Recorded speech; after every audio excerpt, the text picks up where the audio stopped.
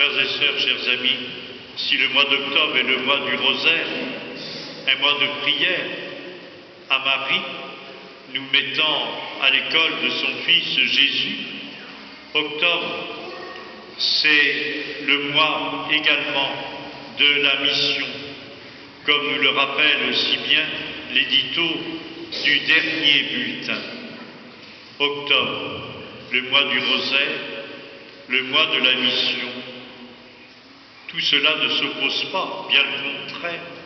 Rappelons-nous, à la Pentecôte, où est-elle Marie?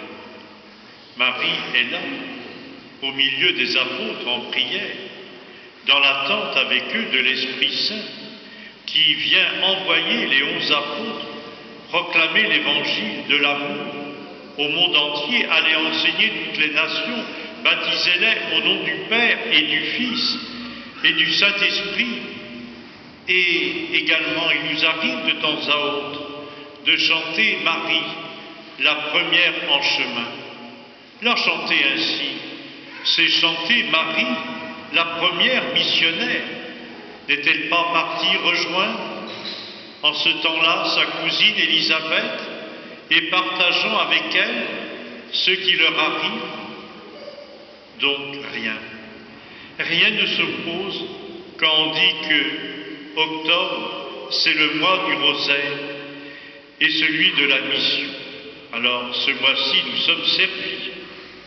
Divers événements nous parlent de la mission de l'Église, fondée par le Christ Jésus, pour ce travail de faire connaître et aimer l'amour de Dieu chez tous les peuples, dans toutes les nations. Il y a 8 jours, le week-end dernier, se déroulait le congrès Mission à Nantes. Environ 25 personnes représentaient les 2 paroisses. C'est beau, c'est bien, c'est beau. Et puis, dimanche dernier, rappelez-vous, 1er octobre, c'était aussi la fête de Sainte Thérèse de l'Enfant Jésus et de la Sainte Face. Pourquoi en parler? Parce que elle a été proclamée la sainte patronne des missions. Vous vous rendez compte, sans être sortie de son Carmel de Lisieux pendant les 9 ans où elle y a séjourné.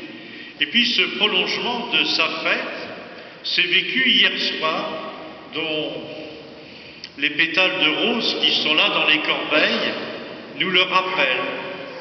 Belle célébration animée par la communauté des béatitudes, belle célébration faite de louanges, d'intercessions, de témoignages, de prières silencieuses. Et Dieu sait que nous en avons besoin dans notre monde si dur et si violent. Alors, au nom de tous, merci à ceux qui ont organisé cette soirée pétale de rose. Ça fait du bien. Je crois qu'on était au moins 100 personnes à y participer. Et mardi dernier, à Rome, s'ouvrait la phase finale en 2 temps, si on peut parler ainsi, du synode sur la synodalité, dont les travaux se continuent et dont les pistes d'orientation par le pape seront proclamées en octobre 2024 pour l'Église universelle. Tous ces événements nous font dire que l'Église n'a de raison d'être que pour la mission. Elle est envoyée toujours en mission partout. Mais c'est quoi un synode? De quoi s'agit-il? En quoi peut-il concerner chacun de nous aujourd'hui? C'est bon de le répéter de temps en temps, de le redire. Synode d'abord veut dire marcher ensemble. C'est donc une assemblée qui marche ensemble. C'est une réflexion qui nous concerne tous, c'est un témoignage qui nous stimule. Le synode a vu le jour à la suite du concile Vatican II. Et depuis, vous savez, il y a eu beaucoup de synodes et ils ont évolué dans leur déroulement, la participation, selon les thèmes choisis. Au départ, c'était avant tout une assemblée d'évêques désignés et représentant les évêques du monde entier. Si aujourd'hui, on regarde le synode assemblée qui se déroule tout le mois d'octobre à Rome, en présence du pape François, ce synode s'est profondément élargi à d'autres participants, notamment des laïcs, hommes et femmes, au nom de leur mission en Église, là où ils sont. Ainsi, faut-il des secrétaires? Eh bien, la secrétaire générale, avec d'autres, est en ce moment une religieuse Xavière au synode. Bien plus qu'une réunion internationale, le synode, c'est d'abord une réunion universelle, ancrée dans la prière et l'Eucharistie, et se laissant conduire par l'Esprit Saint que les participants prient, invoquent, supplient de les éclairer dans le discernement des décisions à prendre, des choix à faire. Pourquoi il est important de se rappeler, et là nous rejoignons l'évangile de ce dimanche, que personne d'entre nous n'est propriétaire de la mission. Nous ne sommes que d'humbles serviteurs dont parle justement cet évangile au service de l'Église comparée à la vigne. Car dans la Bible, le peuple de Dieu est comparé la plupart du temps à la vigne, une réalité très présente, visible sur les coteaux de Palestine. Hier, le peuple de Dieu, élu, sorti de l'esclavage, est comparé à la vigne dont le prophète Isaïe nous a parlé en première lecture. Et puis aujourd'hui, l'Église, c'est la vigne dont justement nous parle cet évangile. Alors, compris dans ce sens-là, le synode n'est pas une assemblée d'élite, un club de gens bien pensants. Le synode n'est pas un parti politique ou une idéologie. Tout doit être conforme aux exigences de la proclamation de l'Évangile, non pas aux opinions de je ne sais conservateurs ou progressistes. Il est très triste, dit le pape François, de voir l'Église comme si elle était un parlement. Non, l'Église c'est autre chose.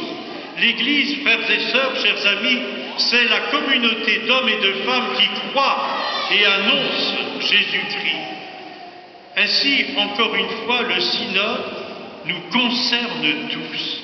Voilà pourquoi, en début d'année 2023, nous avons été invités au niveau des paroisses, des diocèses, des mouvements, à nous retrouver pour faire part de nos joies, de nos inquiétudes, de nos questions, de nos souhaits, de nos suggestions. Eh bien, tout ce travail fait dans le diocèse est remonté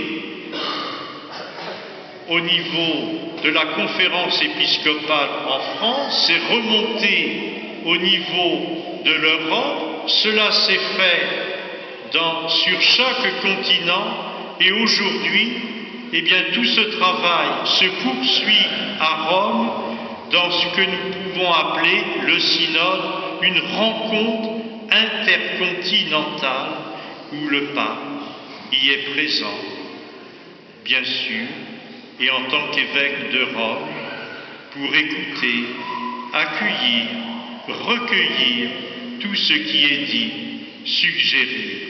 Finalement, c'est un beau travail d'Église qui se veut toujours en dialogue, comme aimait le rappeler Saint Paul VI, en dialogue avec le monde, en conversation avec les hommes et les femmes de notre temps.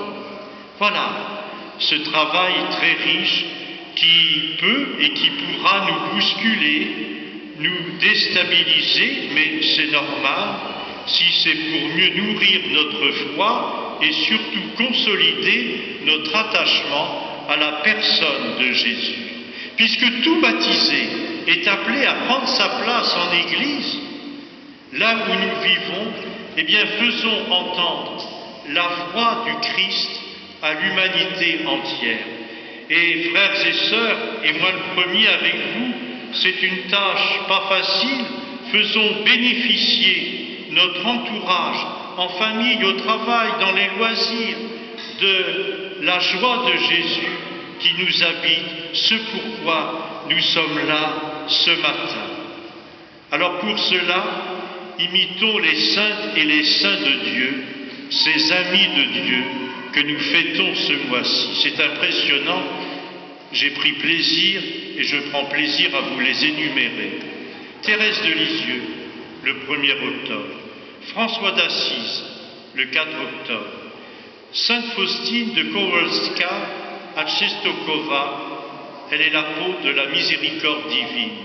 Bruno le Chartreux, le 6 octobre.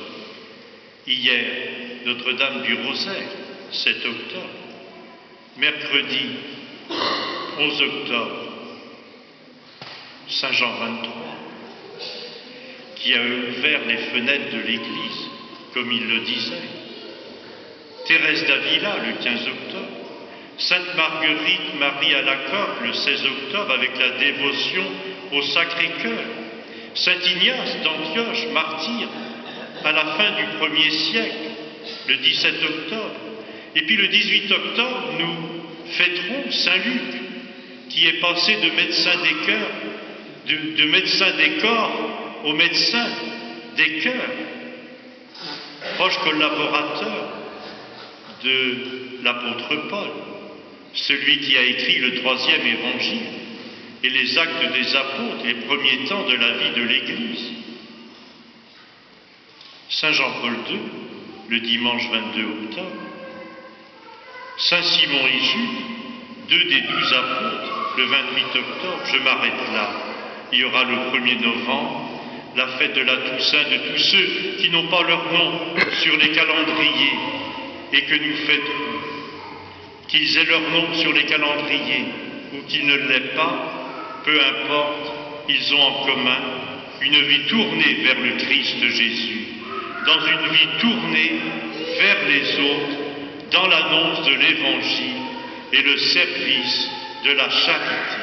Oui, une vie disant à l'Église tout entière, alors comprenez bien ce que je vais dire, je n'ai rien contre ce que je vais dire, je n'ai rien contre le smartphone, mais je mets derrière les paroles du pape François, qui disait, il y a quelque temps, quelle belle avancée si chacun sortait de sa coquille pour regarder le monde et non l'écran de son smartphone.